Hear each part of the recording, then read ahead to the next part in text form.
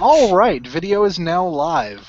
Welcome to the Game Mechanics Podcast. I am Andy. Some of you may know me as Sandpunk through the Fear the Boot forums, and with me today is Al. I am also known as Sieg Smile for the rest of these podcasts. And Hi, I'm Noble Bear. there's only one of us left, man. Okay. Hey, I'm not used to Google The Last Plus, of Us. and seriously. And my name's Keith. I'm one of the hosts on the Kicked and Dicebags Players Edition podcast. Just hanging out. awesome. Okay, so Hanging out TM. We were not Hanging out is originally fun. going to post an episode, but we actually got into some discussion. So I'm going to let the person who brought up the topic bring it up again. Take it away, Right, Al. yes, my main idea behind this topic was how traditional games such as tabletop RPGs and certain board games have influenced modern gaming, such as video games and the like. I have myself noticed recently that, and of course this was very present back in older games, such as what Arthur has mentioned earlier, Planescape Torment and some older isometric RPGs of like the mid and late 90s, where there are very faceted and intricate ways to interact with the world and thus unveil different parts of the story. We've also seen that come kind of full circle here in modern gaming with certain A-list titles like Skyrim and Deus Ex. Or the newer Deus Ex. The older one was also a very good example of what we just mentioned. But there used to be a time in gaming or video gaming rather, where everything was pretty straightforward. You didn't have a whole lot of freedom, and the choices weren't quite as granular. But of course, traditional gaming has always been a hallmark, or rather, a hallmark of traditional gaming has always been a fully adaptable, sense of storytelling and imagination, where the players can interact with the game world in a way that a program or an algorithm or what have you can't really begin to match. You can't really place a human imagination inside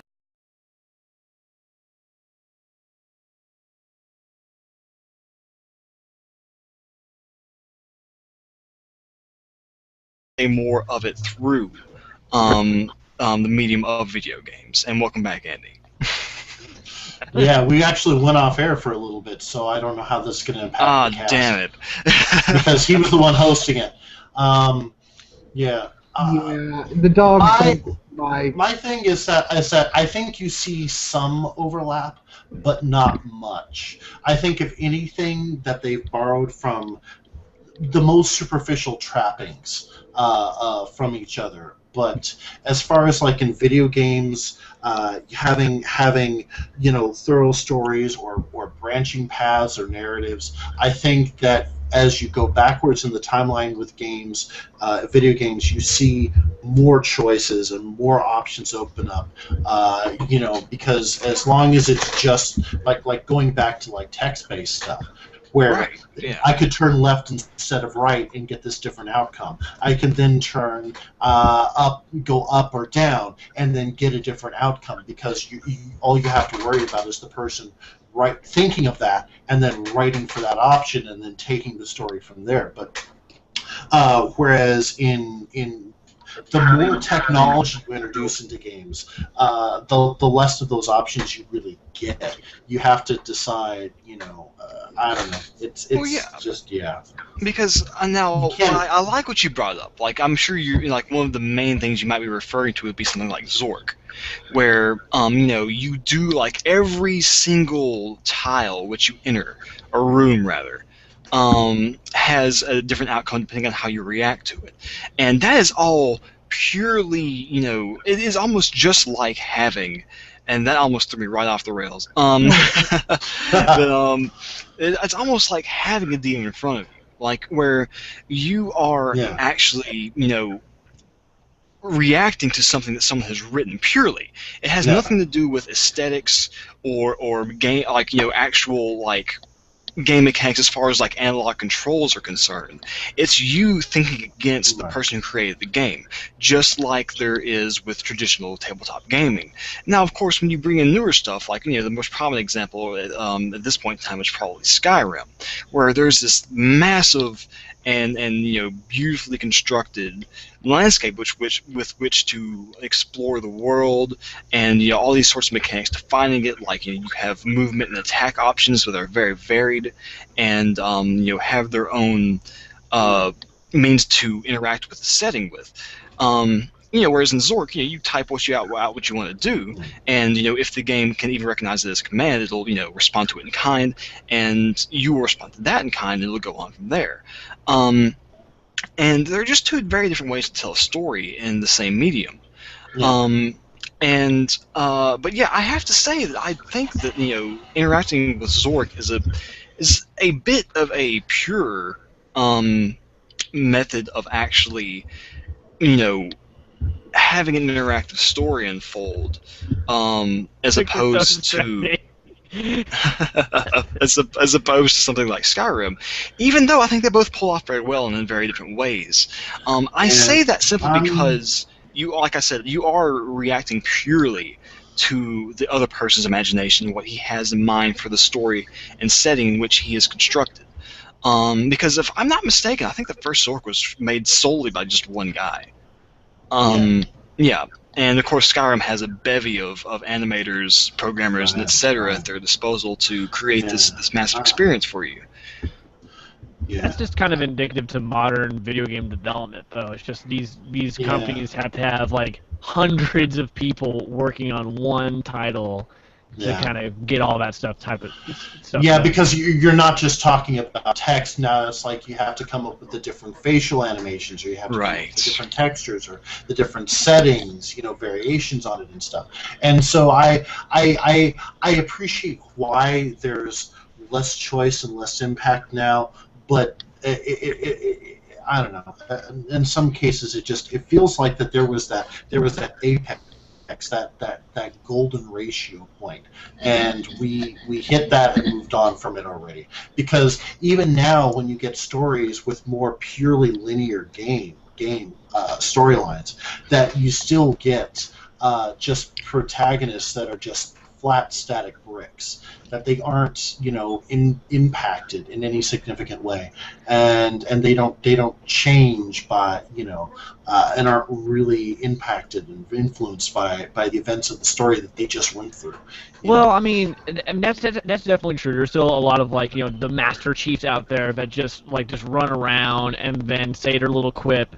But then you get characters like Booker DeWitt from BioShock Infinite, who completely changes throughout the whole course. Oh yeah. God, that's so distracting. Because they'll unfocus and they'll focus just from Sandpuck's little picture. It's so distracting. You've got this nice macro photography thing going on. So. Oh man. But yeah, I mean the medium is improving. It's getting better. For every you'll have your super sandbox game, but then you'll have your super focused cameras over here. Super focused narrative. Where I mean, and they're just different ways of storytelling. Just like there's different different types of tabletop games. I mean, for example, I'm playing in 2 Pathfinder games right now that are both completely different. Like one I'm playing is the Kingmaker Adventure Path, which if you're not familiar with it, it's like very sandboxy, very open. You kind of explore around, see what's around. You kind of make your own adventure very literally. While the other one is one of the more traditional. Whoa, that's the sound. What is that? Taking the headphones off. So that is, I think that is you, Al. All right. Okay. But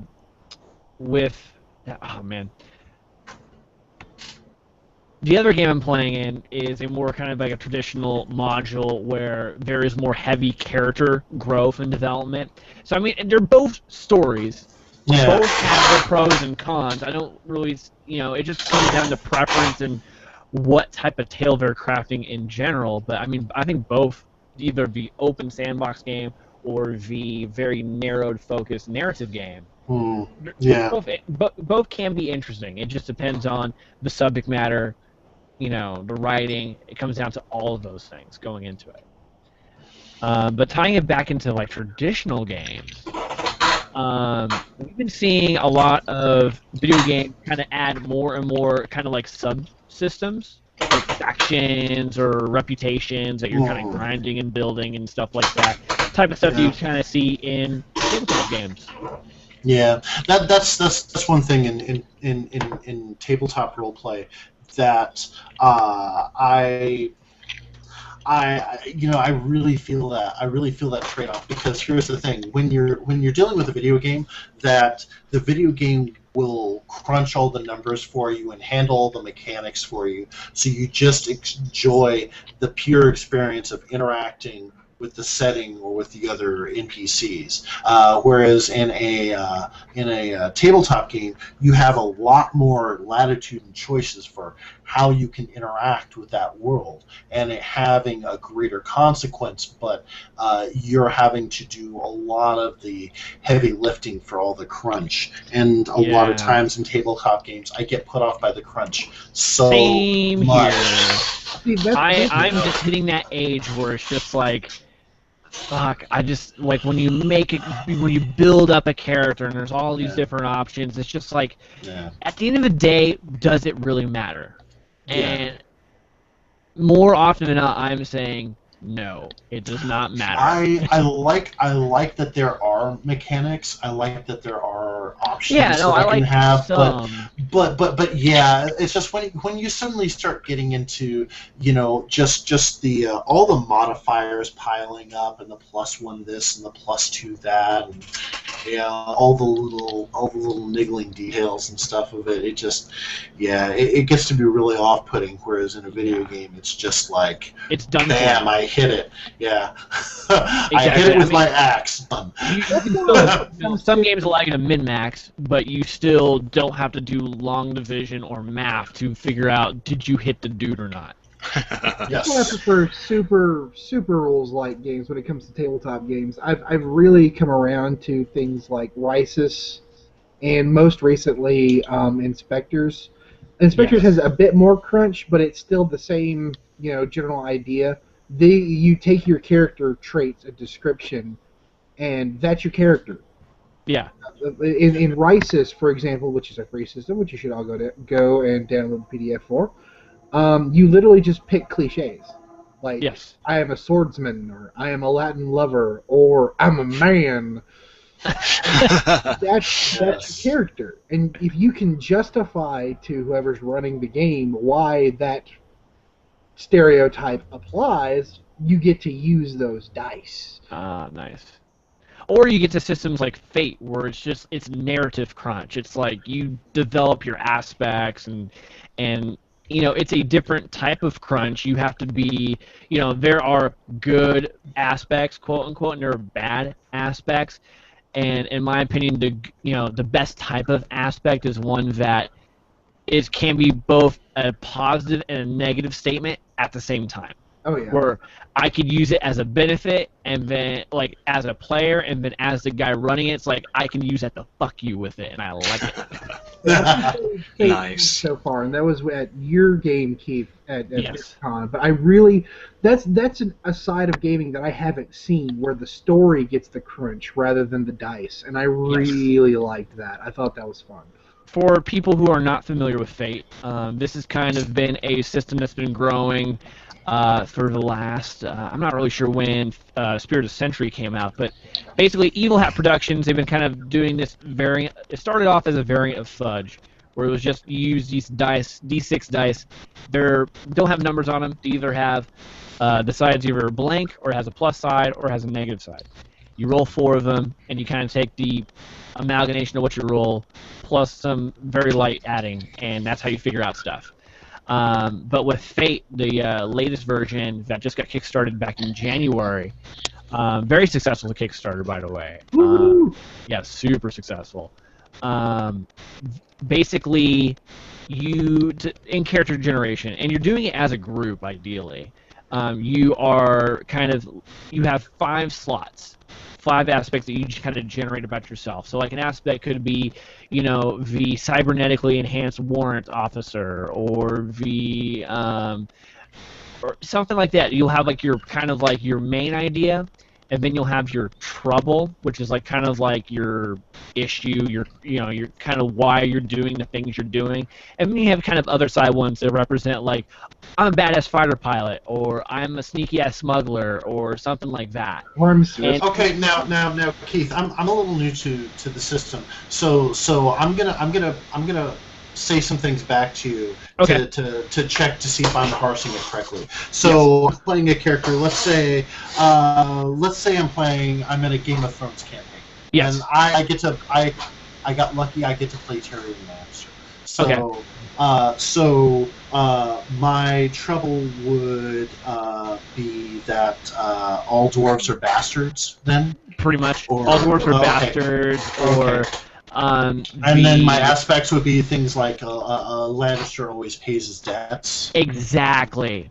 Where you can use Okay. it as like kind of you're phrasing it. So like say for example, you are trying to parlay like using your Game of Thrones example, which Right. I think would be a really good way to play Game of Thrones. Which I want to do. Which I may do next year to con, or just next big game I yeah. get to run. But anyways, so say you're Tyrion Lannister and you're trying to parlay out of getting taken captive, and you kind of make your persuade roll, and it's all right, but it's something that's going to be a little. You need to go over the top on this.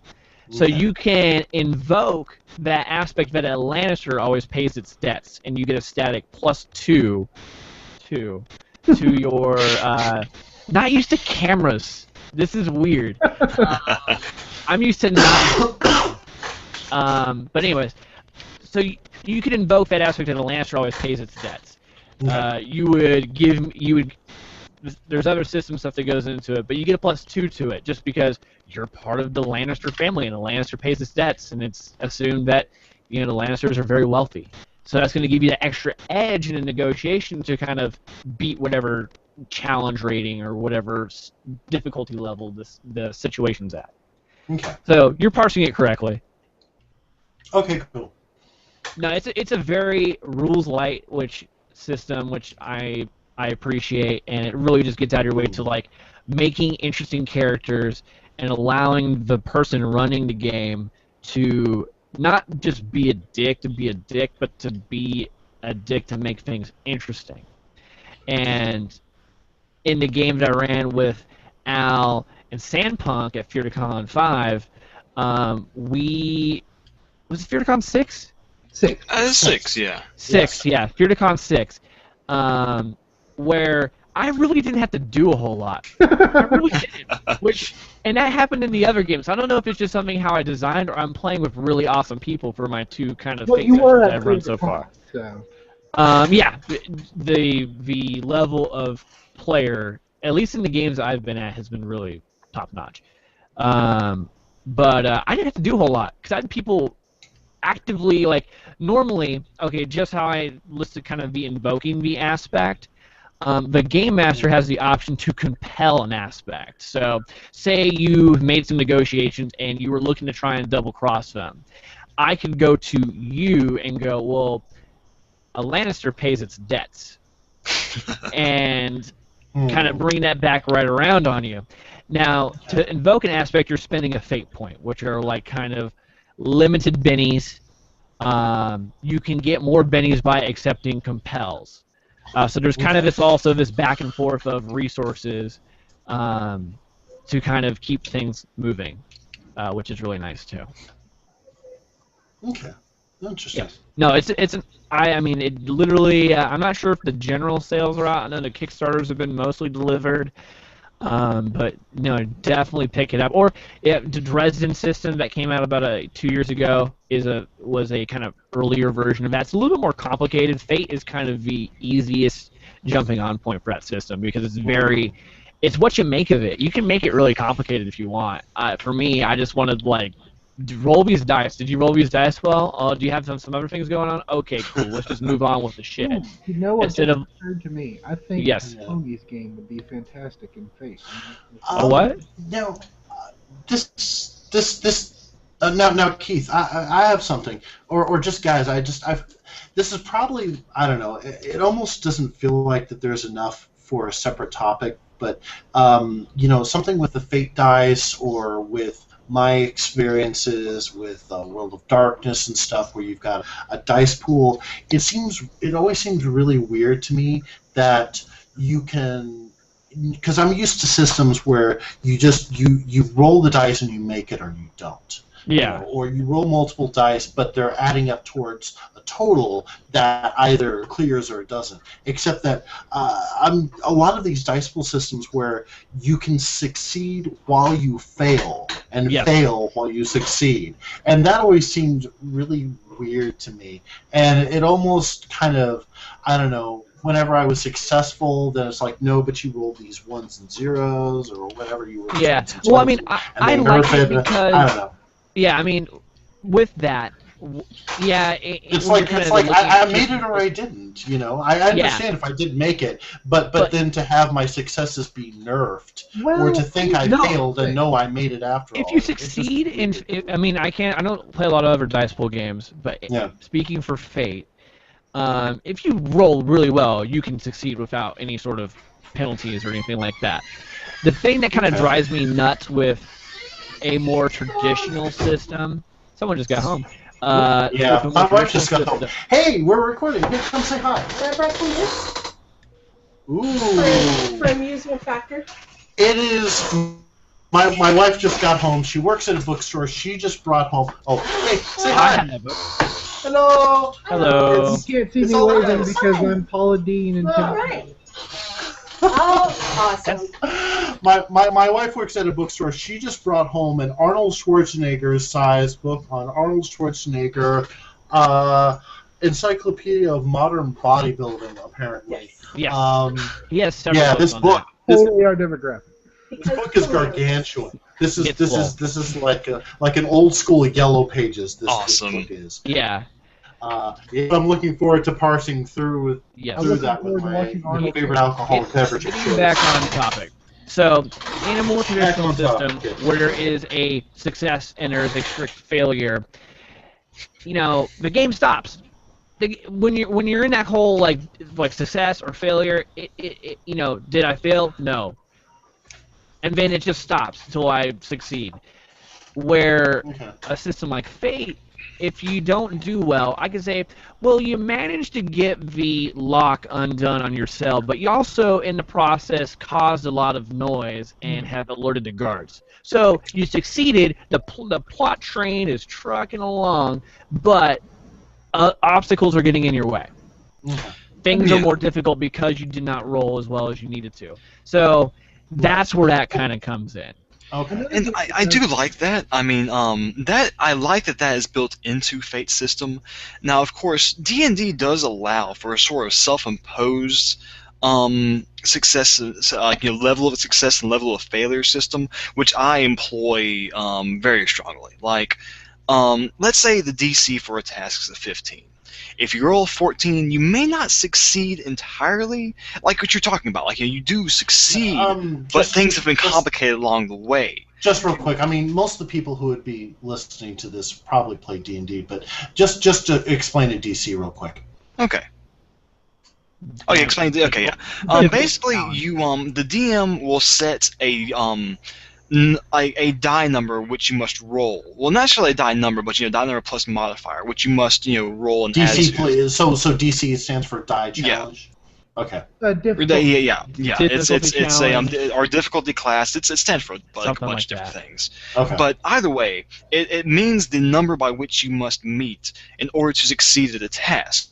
Okay. So if something's a DC 15, that means that you have to roll at least a roll 15. You must either roll a 15 if you have no modifiers, or your roll plus your modifiers, whether or not they be negative or positive, must equate to a 15 or higher in order to actually succeed at the task. Okay. Let's say I wanted to perform a handstand. That would be a feat of agility, and depending on what D&D system we're using, we can just say that's acrobatics or something like that. And if I roll a 14 on acrobatics check, the way I would do it would be, you may succeed at doing so, but you do so kind of ham-fistedly, and so you're very noticeable, and maybe the aim of what you're trying to do is set off kilter by your lack of a sufficient roll, but you still technically succeed in doing it. Whereas if you made a lot lower, like maybe a 10 or lower, I would just say you don't succeed at all. You try to hang off of a ledge and you just fall. But you're not beyond recovery. You can still grab onto something along the way before you hit the bottom or something like that. And of course, you roll a 1, you're falling all the way down. Yeah. If you roll a 20, which is considered a critical success in D&D in most situations, then you succeed with gusto. I mean, you are absolutely dominating this task. And so the way I run D&D in a lot of tabletop systems is that there is some fudge room between the actual DC and the success or failure of a particular task.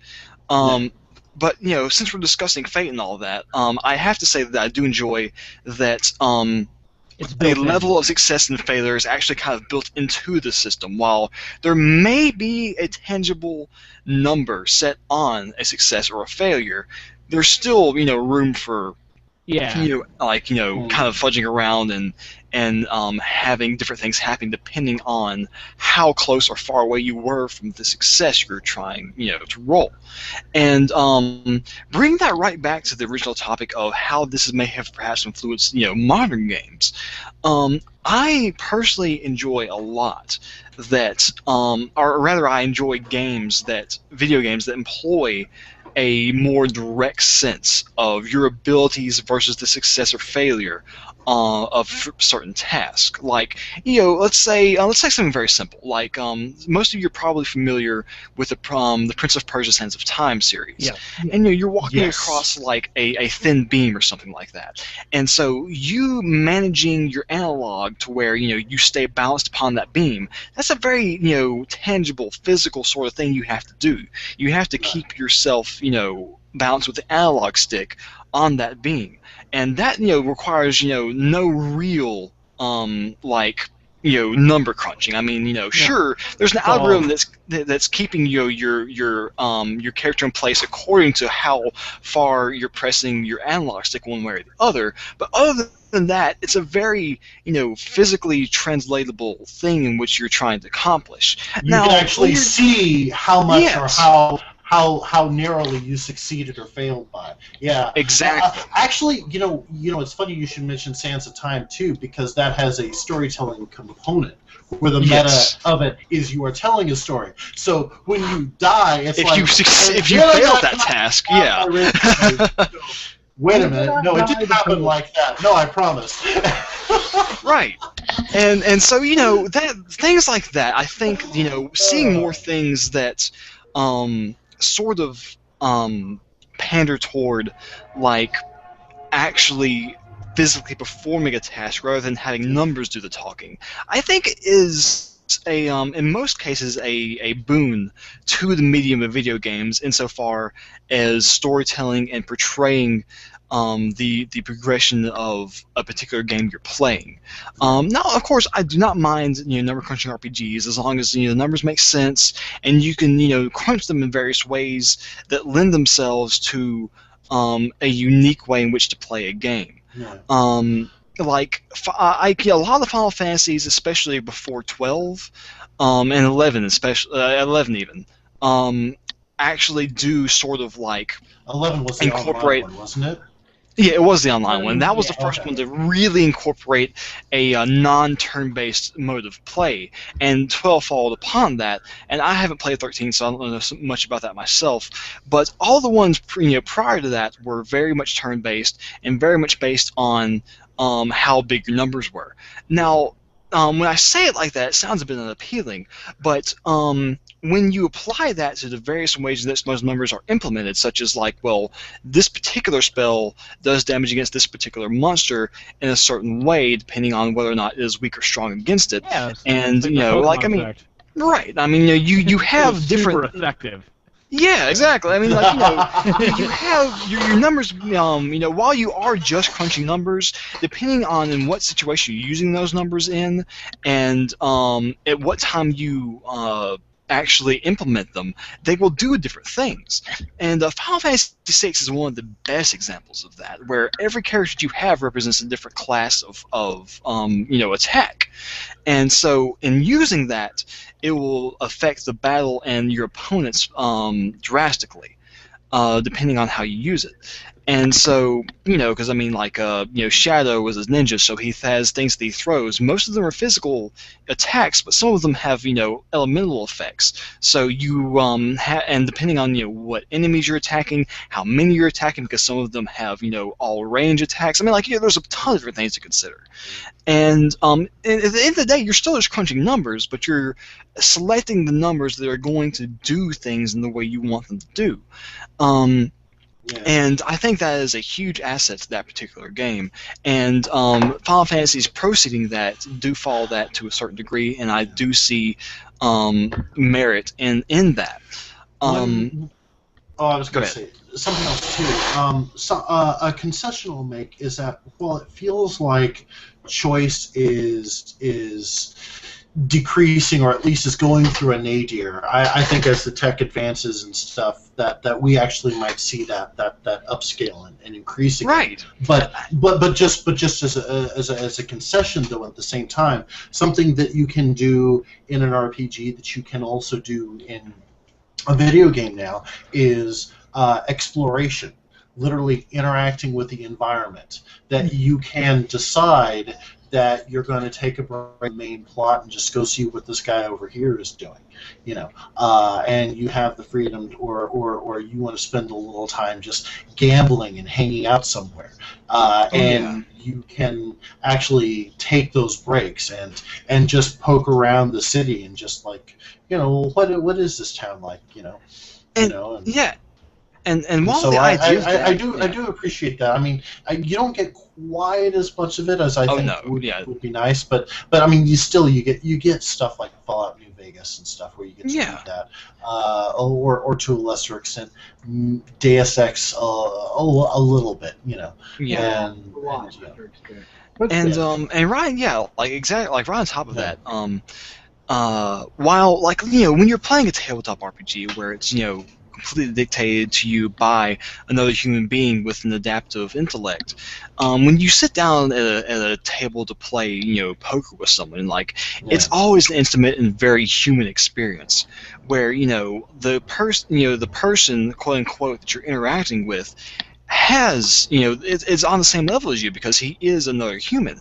With an infinite set of responses and its own personality according to how the GM has built that particular character.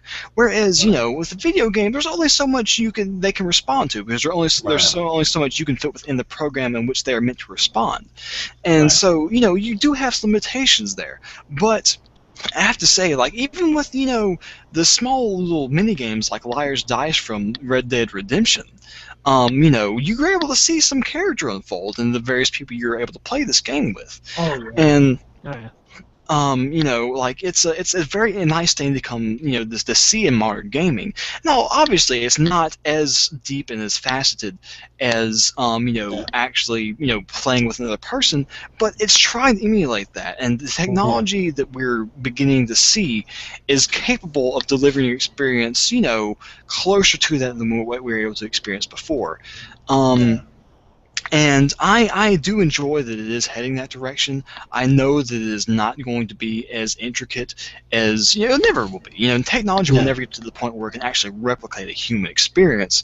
But it is nice that, if you're by yourself and you want to play a nice little game, that feels like you're interacting with another character with just, one person being you interacting with a video game, it is nice to see that they're trying to get there. And they understand that they have this technology at their disposal, and they're trying to, replicate what we're able to experience with, tabletop gaming. To some degree. Here's something. So we talked a little bit about what games can do versus what RPGs can do, and kind of maybe how they've influenced each other. Here's the thing: how we've talked about how they kind of are influencing each other. How would you like to see them influencing each other? Like what is happening at your tabletop games that you would love to be able to see in a video game? You know, when you're enjoying a single player experience. I would like essentially a super easy dev set where I can just throw down the start of a world and be able to throw in set pieces as I'm moving for other players, which is what I was hoping would happen with the Wii U that did not. No. Yeah. I'm sure they'll come up with, like, Fantasy Grounds will jump on the Wii U eventually. And I'm sure that everyone with a Wii U who also has a hard-on for, like, tabletop gaming will buy Wii U and just enjoy the ever-living hell out of Fantasy Grounds on Wii U. That is, I'm going to say that's a prophecy. If that comes true, call me, GM Jesus or whatever. But, like, I would really love to see that happen. It'd be great, but Nintendo would have to change a lot of shit because they are not very forward-thinking when it comes to anything that has to do with the internet. Well, with any of their platforms. Yeah, you are on point with that. I have to say that online gaming over Nintendo products has always been extremely lagging behind, and I don't really understand it. Hey, bro, friend codes were the dumbest thing ever. It's really weird because in the original Famicom actually did have a satellite channel where people play together in certain games. Even the North American NES, they had a prototype modem, and in fact, that was actually active. It had an active network, and I think it's somewhere in the Northwest in America, and they used it to cast a poll on some kind of something. I can't remember what it was, but either way, I mean, the technology was implemented to a very limited capacity, but even then, it was ahead of its time. And they did nothing to follow up on that. Super Famicom had a satellite system, which we experienced, some pretty wonderful games such as Radical Dreamers to follow up to Chrono Trigger on, but and that was, of course, only in Japan. But yeah, I mean, like beyond that, they've had Phantasy Star Online on GameCube for like the 12 people that played it. And you had to pay a fucking fee and get a new attachment and have a broadband connection. And in 2002, that meant shelling out a ton of dough. Yeah. So I mean, there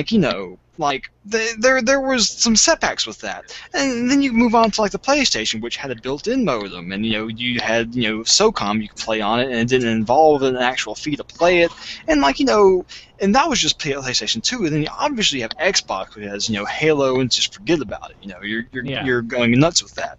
And now we come to this generation, which Wii technically has an online service, but I mean that was used for Super Smash Bros. For like a month, and then PlayStation Network. I played Call of Duty and some King of Fighters the other day, and Xbox is the same way. And the next generation, right now we have the Wii U, which I have only seen single player experiences and local two-player multiplayer experiences on, rather than actual full-on online multiplayer, which I'm sure Zombie U has in a few other games. Here's a question, Andy, Sampunk, that you can call me Paul. I mean, we have.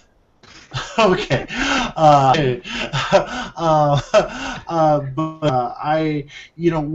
we've got programs like Inferno, where you can set up a virtual board. And you can move the pieces around, and drop in maps and stuff. I mean, but I mean, so that you can do stuff like that, so that we can game with each other online. You live in Central Time Zone, I'm on the Pacific and stuff, and we can enjoy that. But I mean, as far as are those the kinds of things that we want to be able to do in a video game? Like what are things that you enjoy in your tabletop games that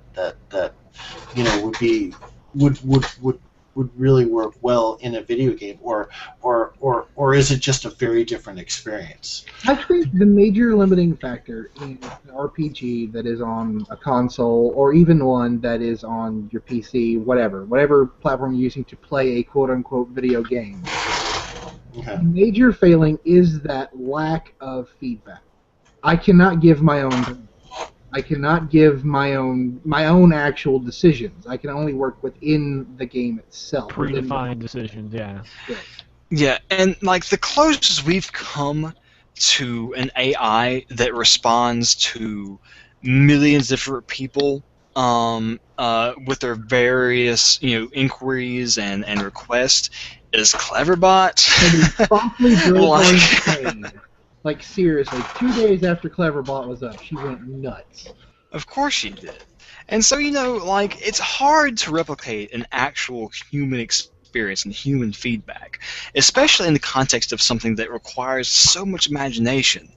And, video games have been a very good stand-in for that. I mean, like, they have, you have to get like-minded people. I mean, when you play Fallout because you're into role-playing games that involve a specific a theme, and you want to have a certain experience, and the creators know that, so they build their responses and the way you experience the game based on that experience that they believe you want they to know have. their audience. Right. And so, you do get a lot of things to interact with and things that, are favorable for you when you play Fallout, if you're the kind of person who would enjoy Fallout. But, there's very limited factors. Like, hey, what if I wanted to, Start a plant farm. a tree here and try and start a forest and like make this part of the world better, and like they'll program around that. I mean, like, you can't do that. There's just some things that they will not tell you. Will tell you can't do in one way or another. I mean, like, your options are limited. You can't find seeds. There are no seeds programs in the game. And if you could, it would probably have a very specific purpose, and none of them would probably be actually growing your own forest and trying to start a small sect of people who were dedicated to bringing back natural life to even a small part of the planet. I mean, like, they post-apocalyptic druids, Yeah, exactly. You're not going to do that. But guess what? Hey, in a Savage Worlds game, man, go for that shit. Like, as long as your GM is cool with it, you are good to go. In fact, I would like to play in that game. See, there you go. I mean, like, exactly. Like, Trying to fix the post-apocalypse with trees. Yes, exactly. Now here's the flip side of that, because I think that we actually do have something that can do that. And what's really interesting is it involves no AI from the computer whatsoever, and that is Minecraft. Yep. In Minecraft, you can have the exact scenario. Now, here's my rebuttal to that. Minecraft is an interesting platform for which to develop a game. And that means that, you see, like, Minecraft isn't necessarily a game, as you've stated before. It's more of a toy. Yeah, you play around with it. It's more of a medium by which to express an idea, rather than it is an actual game with objectives. Ooh, And so, in that here's the thing, though. I don't know. I guess I don't want to open up the ball of wax of, like, how do you define a game, but at the same time it's sort of begging for it, because to me Minecraft it feels like a game, or at least it feels like a video game. Well, Like, where I have an interface and I'm getting to interact with it, and I'm getting feedback, and while it doesn't have hard objectives like score this many points or play to the end of the game. I mean, You make your own there were other objectives. video games. Yeah. There were other video games that kind of weren't like that much either. It was just players started making their own objectives, like trying to beat the high score, or just trying to play all the content that the game had provided or something. And so Yeah, and that's a very good point, and that's actually kind of what I was coming around to, is that Minecraft sort of like encourages people to inflict their own purpose onto this medium by which they have created for a person to experience a video game, and that purpose can mean any number of things. Like Andy is suggesting, was it Andy or was it Keith that brought that up? That you can actually use it to tell a story if you would like. Yeah, you can use it to build with a cat statue made out of lava if you want to, but you can also use it to, like, make a story, do what you want with it, and Likewise, you can do the same thing with Savage Worlds. You can do the same thing with Dungeons and Dragons. And so, in that sense, it is not solidly defined or constrained by hard objectives and other things, that are linear within most video games. It is a building block by which you can create your own game.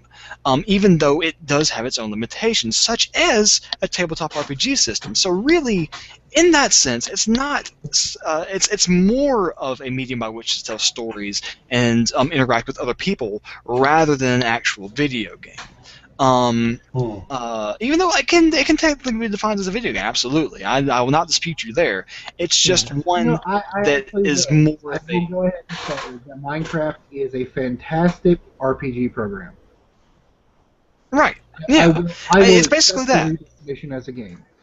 It is like I'm basically saying that Minecraft is an interesting way to write a player's handbook, and it is. It can tools. Be. You gotta Right. You gotta make your own fun.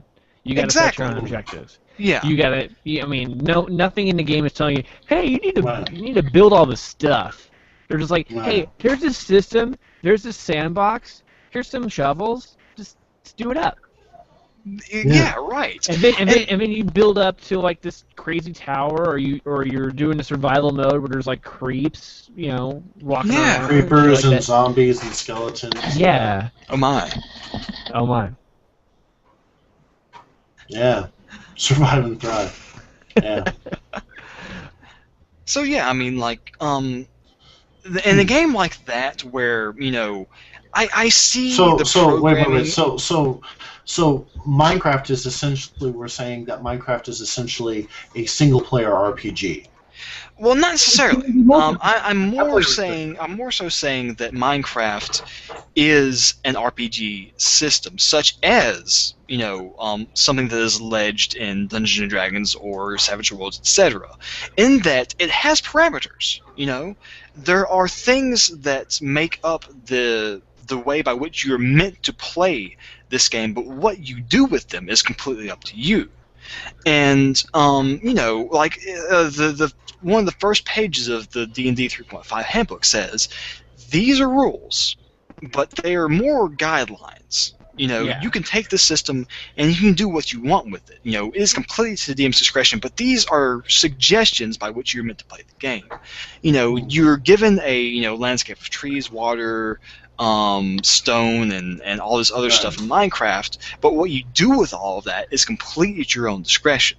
And so if you would like to create some sort of RPG adventure with Minecraft, or what have you with Minecraft, people have done all kinds of crazy shit with Minecraft. I don't even need to go into it. You can.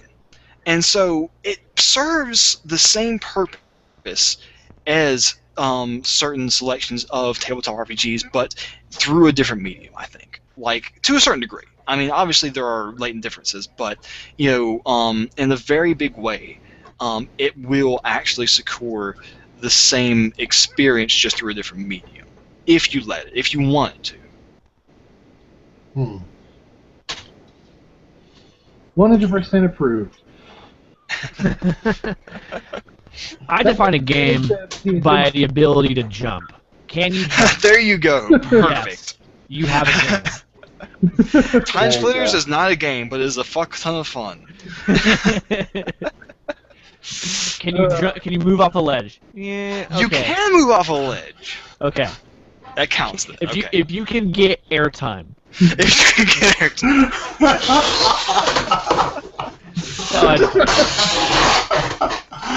Oh man. But yeah. Oh, you were gonna say, Keith? Go ahead. When you guys are playing your tabletop games at home, how much has technology influenced that? How many of you guys are using laptops and tablets? I definitely am. I didn't used to, and in fact, I generally still don't. But I'll give a fantastic example of this. I use it to create immersion. Okay. I have been running, or was running. I don't know if we'll ever get back to playing it, but I was running a science fiction game set in the 1990s. Nice. And anytime that I would need, a GM freakout break or to go take a piss or whatever, I would pull up random old commercials and music videos from the year the game was set in. Nice. And leave Very it nice. for the group. And it really created a lot of investment, and it got people in the right mindset. In fact, we would. Oh crap! No. I was thinking. Oh, another example. I was running a Star Trek game very briefly, and I actually found some music that's matched the Star Trek opening credit theme. Nice. Style that every time we sat down, when I wanted the game to start, I'd start up that music. So you use it mainly for immersion. You're not using it to, okay, I have Hero Lab open, which is a software that can be used for many systems, but most people use it for Pathfinder. And they're running their character through that. Like in my Monday night Kingmaker game, 5, everyone's using something. I use the Hero Lab app from the iPad to kind of keep track of bonuses and stuff. 3 guys run their character sheets from the software from a laptop. The DM has his own software going to keep track of like tables and to keep track of like initiative, and he's actually using a laptop and a tablet. And is that good or bad for the hobby? I'm still trying to decide. I like immersion. I'm a big proponent of immersion, using it to play music or something like that. One of the nice things about the setup for that Monday night game is dude has a laptop with HDMI. There's a high definition TV literally right behind him. We plugged in said HDMI into TV, and now like when any PCs show up, he has a lot of the Pathfinder stuff. They already have character portraits, so he just takes an excerpt of the portrait and just puts it on the TV. It's like, that's the dude you're seeing. And it's cool, but then it's like, you're not using your imagination as much. And that kind of scares me. I can't say that I use it to that extent. I will say I use Dreamweaver to keep my character sheet for a lot of things. But I don't use my laptop to the extent where it's like I use it as a database. Now, if I need like plot ideas or something, we roll dice because we like the action of rolling dice. Oh, yeah. But we could just have the thing with the bonuses and have it spit out a number too. Yeah, I did have a player who had a smart dice app on her phone. That's what she used for her, and I didn't have a problem with that. Yeah, no, I don't use it. I don't know. I kind of like the idea of using pictures during a tabletop game. I like the idea of being able to say you're meeting this NPC whose name is X and looks like this. That fact, actually, to use an outside gaming example, that I was having trouble parsing through Game of Thrones, but I would go back and Season 1 had cleared. So I went back, watched all of Season 1, and now with Season 1 under my belt, I have actor faces and voices. I have a general sense of what places feel like when I go to Winterfell or when I go to King's Landing.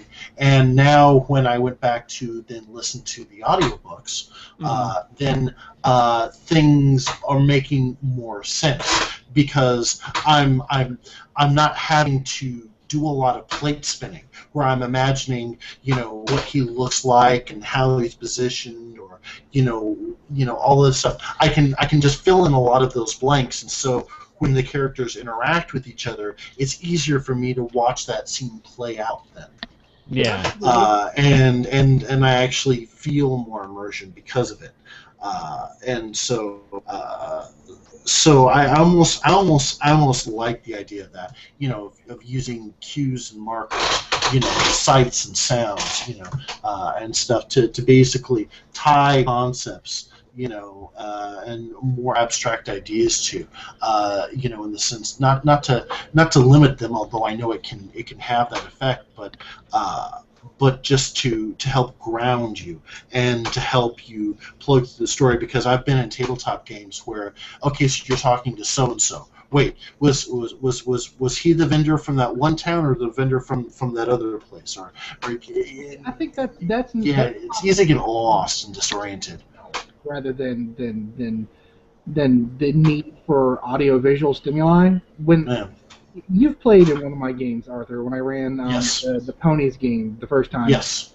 Right.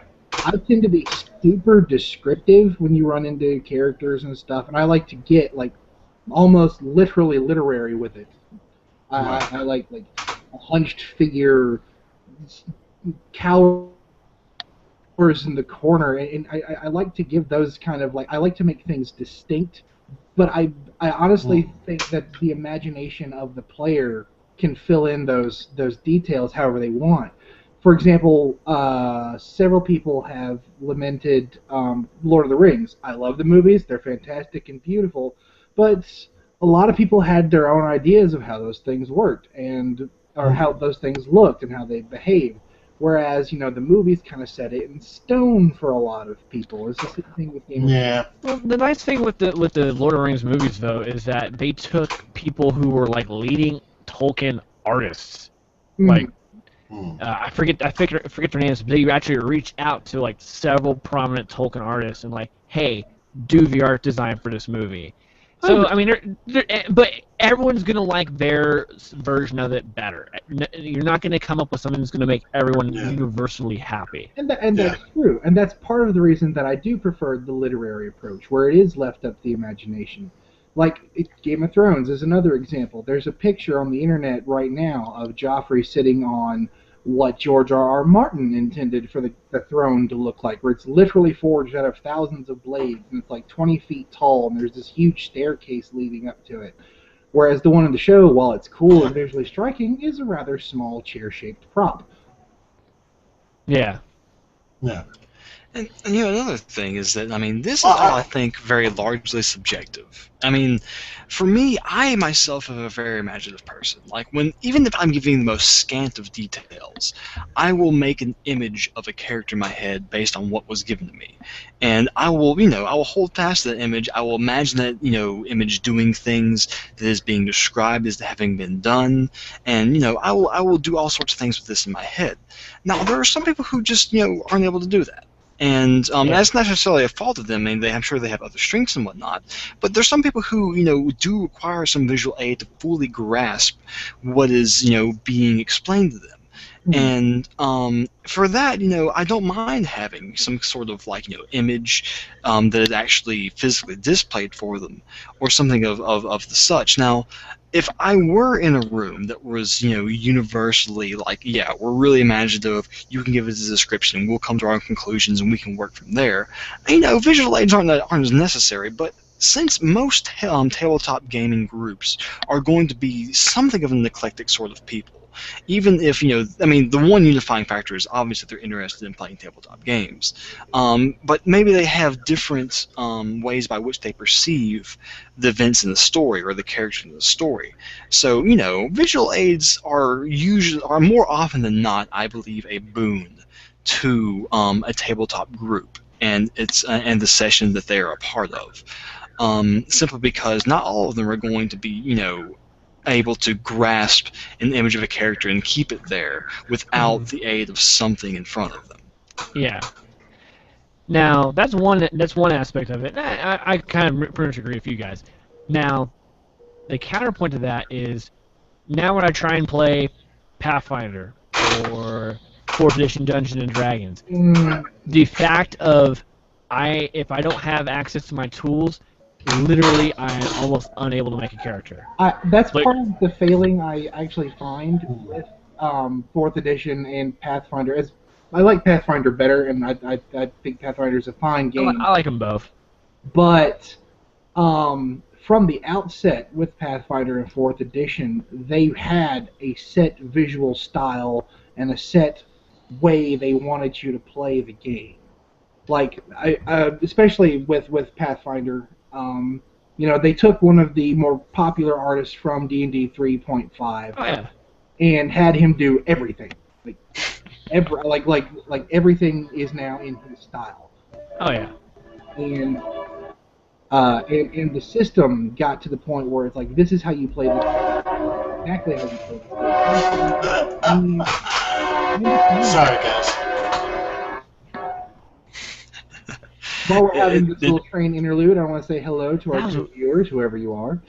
That was I weird. didn't know we had viewers. Yeah, we have doubled our viewership. How about that shit? Whoa, man, we're literally 100% up from last time. This is a hallmark, a Second milestone. Dicebags push, you know. Oh yeah. little Thank you, Keith. Thank you so Stamp much. of, no, that's not for me. You hear that? That's the plot train. Let's all get aboard, boys. The plot train. But I just mean to like the mechanical sense. Like, I was trying to make my girlfriend has never played tabletop RPGs. I am slowly kind of getting her, you know. D&D is not the place to start. Yeah, but those are the games I have available. Go But download anyways. it's free. but like when I try and introduce new systems, like I finally got a few people that will play Fate when it's like when we have time and stuff like that. But it's just like with most groups, with most people, it's like it's D&D, or maybe it's like some sort of White Wolf, or maybe it's Savage Worlds. I mean, there's not a lot, you know. But I'm just saying, when I was trying to show her, when I was trying to build her character, and I started trying to do it the old-fashioned way, like, okay, we got our paper, we got our pens, we're writing stuff down, we're rolling 3d6, Right. and or 46 if you're a wuss, and and I just couldn't do it. I was like, forget this. We're gonna go over to this computer that's right here, and we're gonna bring up Hero Lab, and we're gonna do our thing. And it's just like, I used to be able to do that. Like, I've been playing like 3rd edition since like high school. Like, I'm comfortable with the system. I'm comfortable. You know, I used to do that all the time when I didn't have the money to afford the software. Now that I have the software, I can't close Pandora's box again and not use it. It's a crutch now. And that just kind of ties in with my feelings about the internet. You know, it's a man's greatest tool, but if it ever went away, we'd be fucked. Like, yeah. just I the keep people I Yeah. keep being reminded of that one episode of South Park where it's like, oh, I'm out of internet. Oh, I don't know. Maybe I can I come over to your house and use your internet? Oh yeah, sure, come on over. You know, and suddenly, wait, we're out of internet too. What's going on? And they Yeah. go out into the streets, and there's just total utter bedlam that occurs, and this Like- whole raging mob just develops, and they all go downtown and they start rioting. Just- like people before, when they had to figure out stuff, they had to problem solve, and there was a knowledge component about it. But now with the internet, the knowledge component is not an issue anymore, because literally you can go like, what is this, on Google, and you will find whatever you need to find. Oh yeah, I remember when I was introducing some folks to D&D 3.5, and I had someone who also played at the table, and they were trying to figure out how to figure out your modifiers.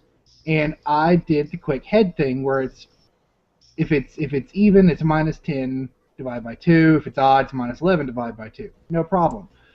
The person at the table who had played before had their smartphone with them and could not do that. Could not subtract 10 from a 2-digit number and then divide it by 2. Just would not. It's like, I got it on my phone. I'll do it on my phone.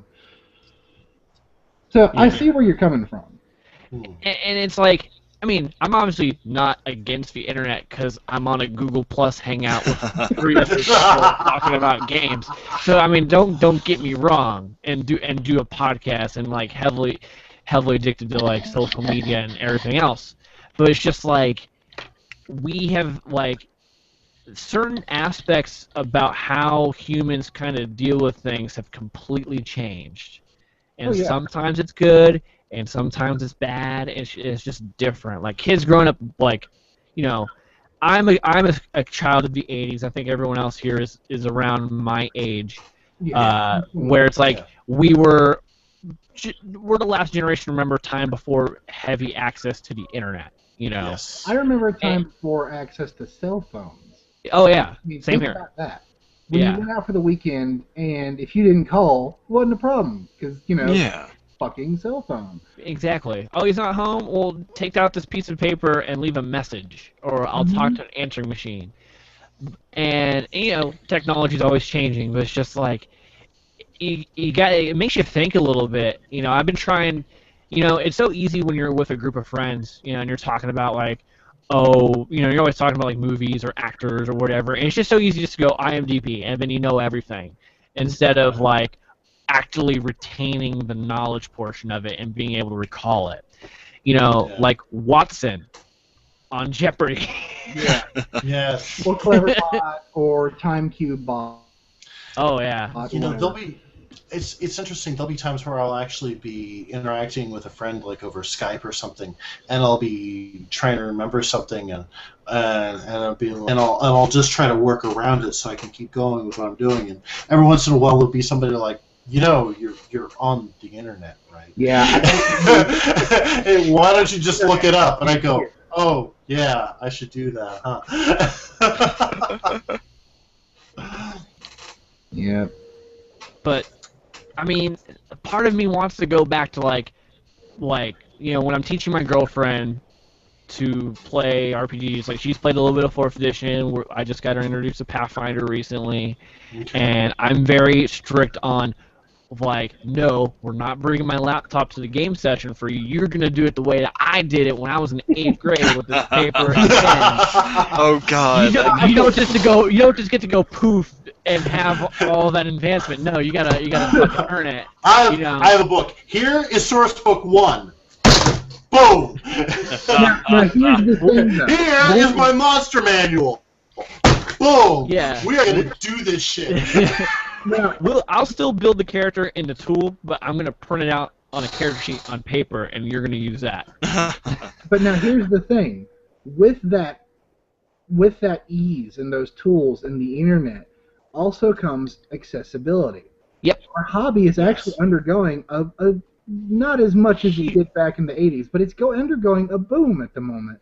Yeah. Because of this ease and simplicity and way to move in, which is communication. I mean, before before it was like oases in a vast, desolation wasteland type of situation where it's just like there's these little pockets of quote unquote society. And now with the internet, it's very easy to, just like what we're doing right now, we're 4 dudes from 3 different time zones. I mean, that should just be the name of the show right there. It's so much easier to communicate and share ideas, and that's brought on this whole change. Like, there hasn't been a game that's been like causing all of this. It's just been the communication tools that are available to us right now. Yeah. Is causing this boom. Everyone says, like, with board games, now that Catan's on, ever since Catan came onto the scene in, like, the early 90s, board games have shot up.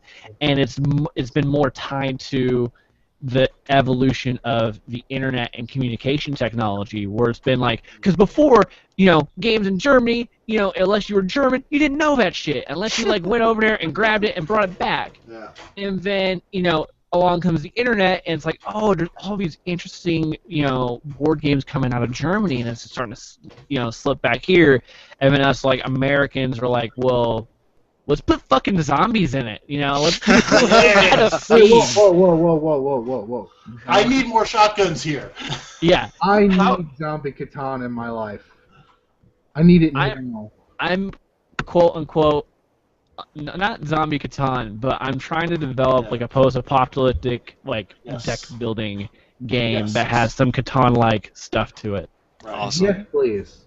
I don't know if anything will ever happen because I have like 4 projects in the queue that I know what you mean. Working on. That's the whole point behind this podcast here. Oh yeah. Is to make stuff and do stuff. Zombie Catan. Zombie Catan.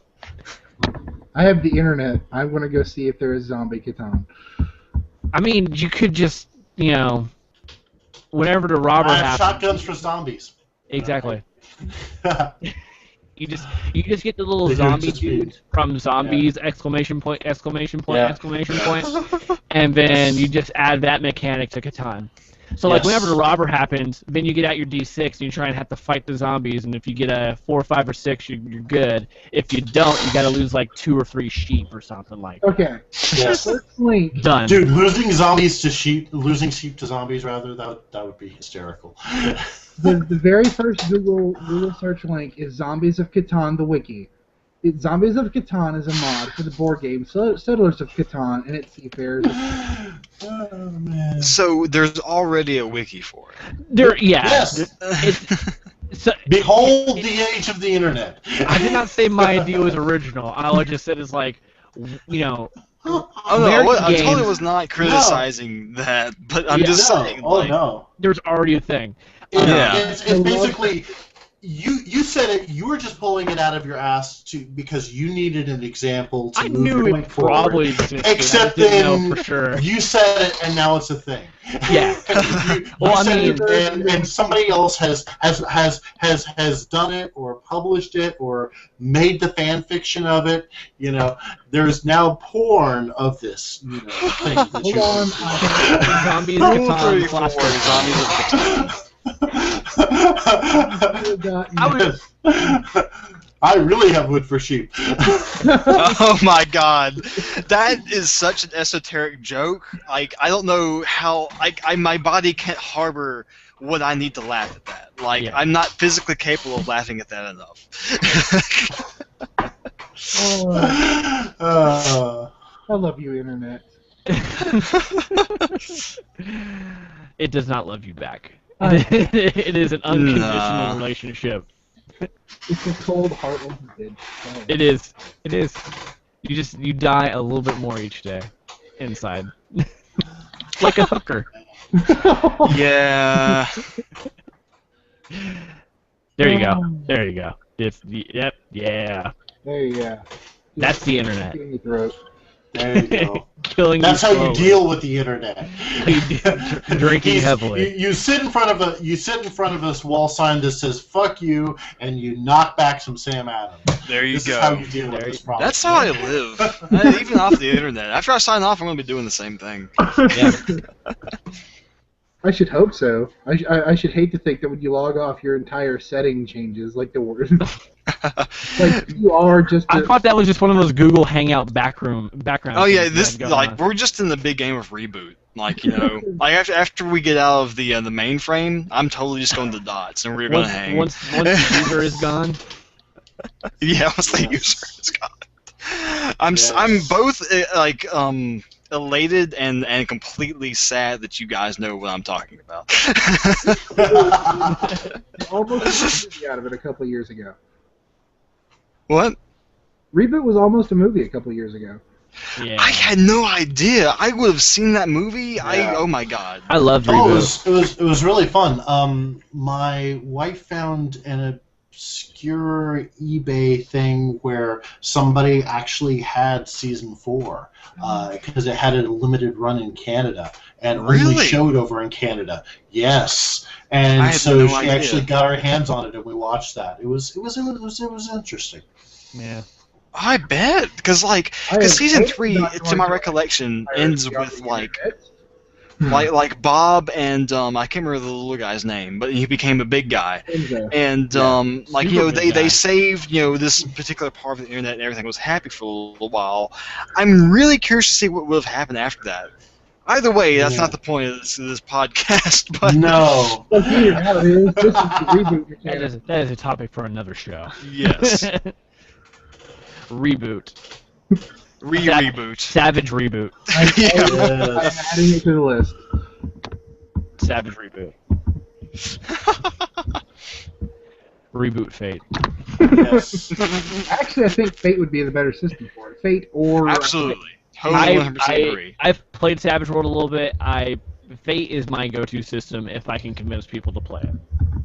That is, like, if I have a something I want to run and I can con people into it, then I will do it in that system. If not, I will do whatever people want to play. I like character building in Fate, it's cool because you think more about the character themselves and Yeah. you develop it through the building. What I like about Savage Worlds is that it's a crunch-like universal system. Yeah. And that you really feel like that you can take these mechanics and they're generic and simple enough that you can just about run any type of game you want with it. I'm actually kicking around the idea of making a universal that perhaps is even simpler than that. And just to check see out if that Derek flies or not. Kirsten's Kickstarter for his Universal Storytelling System. It's really good. Okay. He ran a few games of it at Fear to Con. Okay. It's Here's the thing. It's a I really well first we should definitely reference and link Derek's game because it's awesome. It's just I don't know. It's like try to balance storytelling and actual like mechanics and stuff with each other. But yeah, I'm sorry, you were saying. like his system is more of a, you still have numbers. There's it's kind of like a World of Darkness type of deal, where you have this many dots in smarts and this many dots in dexterity or whatever. Your different type of like RPG traits or tropes or whatever, and then you draw cards from a playing deck, and then how many cards you get above a certain point that determines like whether you did it well or whether you not did it well. Very similar to Fate, where it's just like there's a target number in mind, that you use those instead of dice. It's pretty interesting. He ran a few games at Fear to Con 6, really awesome, and Kickstarter is still going on. So if you have $5 or preferably a lot more than $5, get on that. I'm not sure if we have show notes with this shit, but not yet. But we will. Look it up. Actually. Just go to Kickstarter and look up Universal Storytelling System, and the dude that's running it is Derek, and he's a rad dude. Also, for more plugs, Chad, one of my hosts on Kicking the Dicebags, his game got voted for got nominated for an ENnie, which is the awards for enworld.org. It's a very popular RPG forum. And so he's in the voting, which is going on right now. So if you go to Silent Memories is, and it's for best free product. Best free product. Yeah. No, it's really awesome game. I will not speak the person's phrase, but vote. Yes. Vote early, not often. That's what. Established Facts would be so happy with me right now because I'm just plugging shit away left and right. Yes. They have influenced me for the worse. The name out. But yeah,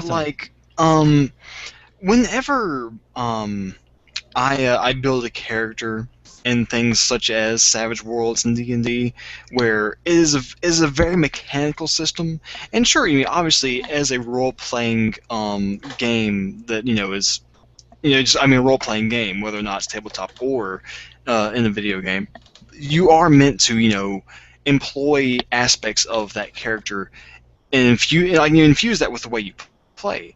I guess I just sort of do that as a second nature sort of thing. Whenever I assign traits to my character that have gameplay effects, I still try to emphasize that in play, in character. If my character needs like a flaw of addiction, he'll be a smoker or something like that, I still try and play that into the character, even though it is a mechanical aspect of the game. Mm-hmm. And I know that's like a personal thing. Not a lot of people do that. Some people are like, I'll take smoking and ensure my character lights up or whatever, and they'll gamer. Yeah, like a number gamer. They're a power gamer. They want to min max. They want to do all this and that, and that's cool. Everyone plays a different way. But I do enjoy games that sort of encourage you to infuse the traits by which you build your character mechanically into the way you play your character as a character, and in the sense of storytelling, and in things such as Savage Worlds and D&D, that is more up to the player than it is the system. But in things like Fate, it is much. The system is kind of built around that, and that's really cool. And I'll totally check out Derek's. It sounds like his idea is right along those lines. And his is trying to go to be like the super accessible type of way, where it's like you don't need crazy stuff. You already have like probably several poker decks in your house or apartment. Oh, yeah. So it's like you have a poker deck, you have all you need to play plus this document or PDF or book or whatever, and you're running. You don't need miniatures, you don't need battle maps. You just need a deck of cards and you just go. That's the best part because everybody's got a deck of cards, or most people do. Just I remember in I think the old version of Savage Worlds. No, it wasn't. It was the old version of Deadlands. Desm 3rd Edition. Yeah. No, it was in Desm 3rd Edition when they're talking about what you need to play the game. They were talking about the need for 6-sided dice, and they literally tell you go raid your Monopoly game or whatever board game you have lying around. You have everything you need for this game now that you have this book. And then of course Desm turned out to be a crunchy, unfun game. Yes. Well, the thing is, I've always wanted to create a system that revolves around, you still need some sort of determining mechanism or something to play the game, but it's extremely accessible and it will allow you to explore a lot of different options within those mechanics insofar as storytelling. And actually playing a good story and having a good tabletop gaming experience. There's plenty of systems like that, so there's really no point in me in trying to create one. Yes. But I enjoy systems like that. Behold the power of the internet. Sorry to interrupt real quick. No, you're fine. We're on Google+. I can share my screen. And if I did this correctly, you should be looking at Kickstarter or we see it. Derek's Kickstarter. Nice. Universal Storytelling System right here. And I have seen this. Yeah. And I do not mind throwing a couple of bucks its way. I think I might have actually done that. Because I know that I've given it $5. Another booter actually I think posted this on his wall, and I saw it there, and I do believe I did donate to it. If not, I will totally do so. Yeah, so definitely here it is, Universal Storytelling System. Derek Knudsen, I believe is how you pronounce that. Well, he can throttle me at the next Fear the Con I go to. If I screw you would that have one to up. go to the next Fear the Con. You would have been missed. These God, I know, right? But just so here it is, and it's like when we pimp stuff, we can actually just show people, here's the thing you should check out. So this thing right here. Yeah. I again, there's just that whole notion of a visual reinforcement. We were talking about earlier of it looks like this. That is the wonderful closing of the circle. Yes. Cool. The circle is Okay, complete. So, let's get some closing thoughts in here before we wind down. We'll go in order of listing under my video. Sieg, you go ahead. Okay, I do want to say that I really enjoyed. I can't remember if we got this on record or not, but when Noble brought up the golden ratio of having met a point in technology and a point in storytelling involving it with video games, where we were seeing things such as Fallout and Baldur's Gate, and Planescape Torment, and Daggerfall and such like that. That's where things really seem to converge insofar as actual tabletop storytelling elements and video games. I think that this new era of gaming in this generation with this very advanced technology and graphical prowess, it's just us short of getting used to the skin that we're in right now. We just reached this pinnacle of amazing aesthetic and unprecedented game mechanics that are very tactile and physical, and we just need to match that with the old imaginative angle we approach with Zork and things like that. And once we do that, video games are going to be a very serious and amazing way to experience story and gameplay, and I can't wait for it, and I would love to be a part of that movement. Fantastic. Keith? Closing thoughts. A game is when you can either fall or jump. Yes. Done. Agreed, 100%. Seal of approval. Pac-Man, not a game. Yeah, Neither Parasite B, fall fuck it, nor never. jump. Yeah, that's basically it. Arthur, you want to throw something down? Yeah. I think that I really like the way that tabletop RPGs have influenced video games. I think, though, it hit its pinnacle as far as storytelling goes in the 90s, but now storytelling needs a lot of work, and I look forward to more new and better writers stepping in and helping that part along. That the interactive, immersive aspects of interacting. It's like, you know, where because in the isometric games, combat wasn't necessarily, you know, an immersive thing, you know, but now investigating things like you might in LA Noire, or killing things like you get to do in most games, you know, feels good, feels visceral, feels like you're really having this give and take in the interaction, the physical interaction.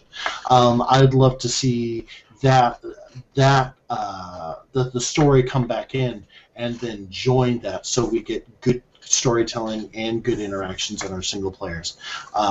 Yeah, I'm enjoying where tabletop games are going, where it's like, how can we enjoy those types of experiences, but now kind of reduce or repackage the crunch and rethink the mechanics to bring it back to, you know, just, you know, more pure role-playing experiences. So yeah. Okay, cool. What I'm walking away from this with is, if I can get The takeaway. my non-moving Paula Deen lips, is that tabletop games and video games are getting closer and closer to each other. We keep losing elements along the way that we really need to pick back up, and we're also a little bit afraid of what that technology is doing to us on a personal, calculative level. However, this has the potential to lead to a fantastic, immersive storytelling experience that has never, ever, ever existed before. And that's awesome. Also, I'm a freaking prophet when I accidentally named this show Technical Difficulties. Oh God, this is good. But I do have to say, in a short response to Art's closing comments, that I have 5 words: Star Citizen and Wasteland 2. $15 million and counting. Oh yeah. All right. So yeah, just wait for it there. Yeah, go ahead. All right, ladies and gentlemen, I have been Sandpunk, and these are my friends. Sieg Smile. Noble Bear. Oh. I was no, you are a guest. Banished. Yes. Yeah, whatever. Invite me to Kicked in the Dicebags, and then that way, you know, and then you can spend the entire hour abusing me on that show. Yeah, cool. Thanks for having me on. Hopefully, dude, thanks for being here, man. Yeah. Awesome. Fantastic. Yeah, I enjoy playing with the camera. different. Fill up my folder just for you. Oh man, that image is gonna haunt my dreams. I'm gonna go to sleep and it's gonna be a mashup of like Rocky Horror and fucking Paula Deen, like making some fucking like racist butter, y'all. Yeah, it's just Tim Curry slathering Rocky in butter. Just like, I said slathering, which is a combination of slathering and smothering. It's terrible. Good night, They're ladies. all terrible, terrible people. And good night.